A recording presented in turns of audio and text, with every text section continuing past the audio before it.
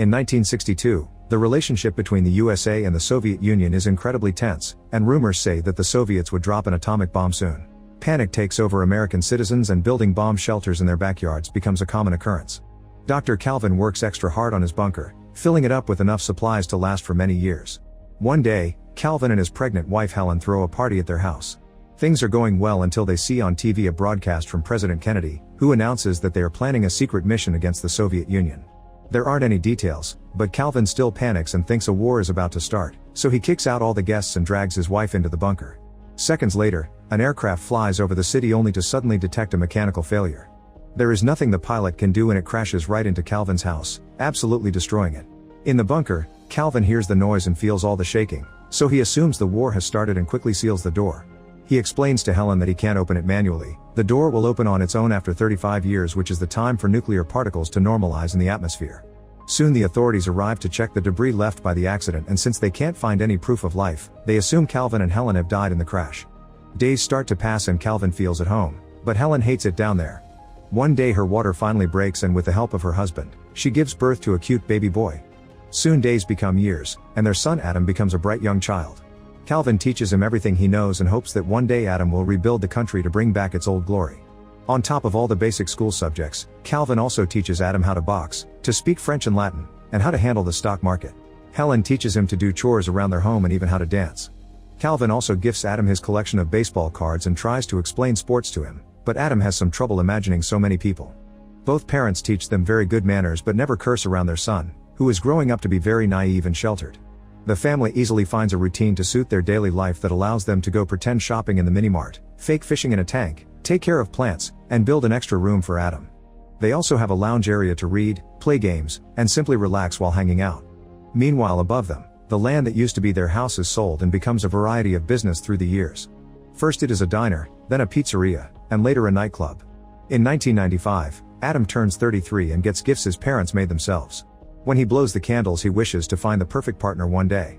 Helen mentions there are only 2 years left and Calvin says he will miss this place when the time comes, causing Helen to go into another room to scream her frustration out. In 1997 the 35 years finally end and the door opens itself. The family is excited to get out, but Calvin tells them he should do a quick check first to make sure it's safe.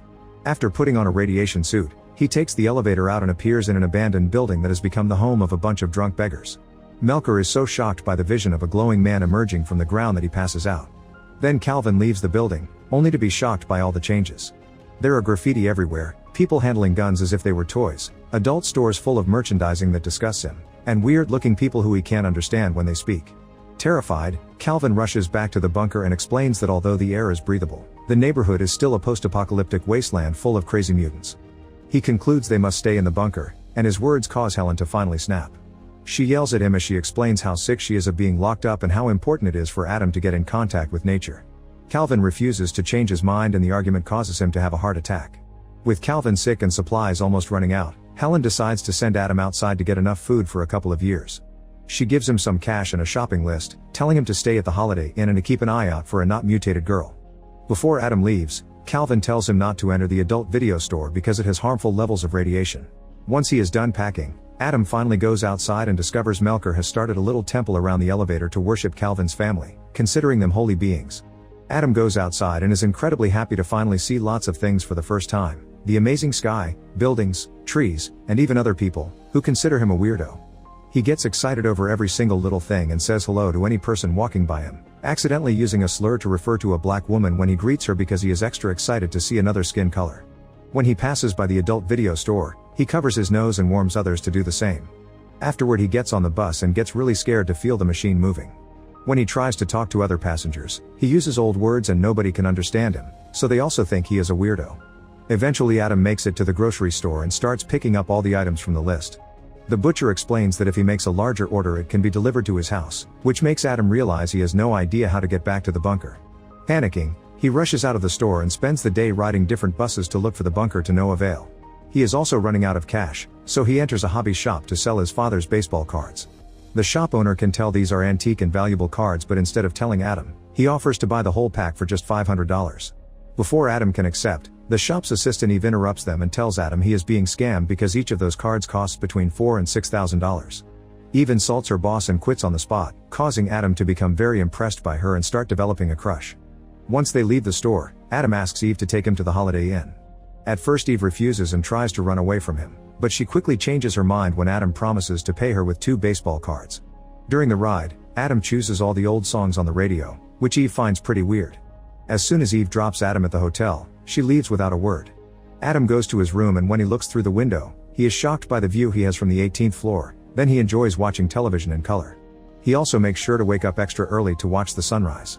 The next morning, Eve visits Adam at the hotel to give him back the cards because she feels guilty over getting paid so much for such a simple task.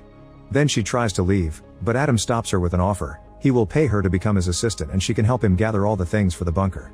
Eve agrees and they go shopping together for enough supplies to last 2 more years, hiring several trucks in the process.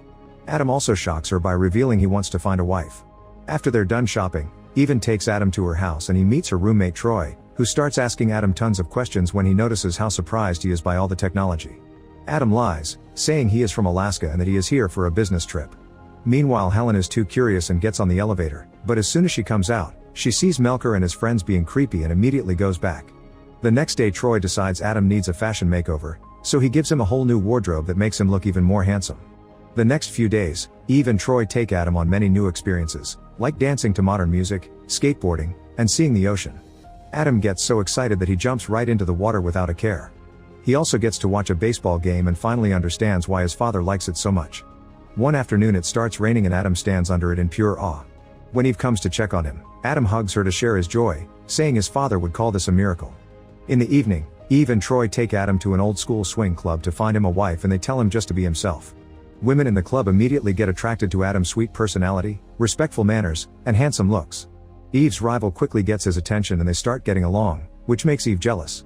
She drags Adam to the side and tells him that she needs a sweet woman in his life, not a skank. Afterward Adam asks another girl to dance and they take over the dance floor, impressing everyone with his amazing dancing skills. Eve tries to ignore her jealousy and chats with her ex-boyfriend, who makes fun of Adam and taunts him into a fight. However, Adam uses his boxing lessons to quickly scare the guy away. Irritated by all the drama, Eve leaves the club and goes home alone. When Troy arrives, he informs her that Adam left the club with her rival, causing Eve to realize she loves Adam and rush out to find him. She gets in the car but before she can take off, she is startled by someone knocking on the window and falls on the ground. It's Adam, who takes her inside and takes care of her scratch while explaining he had to reject the other girls because he couldn't stop thinking about Eve. Adam confesses his feelings for Eve and they finally kiss.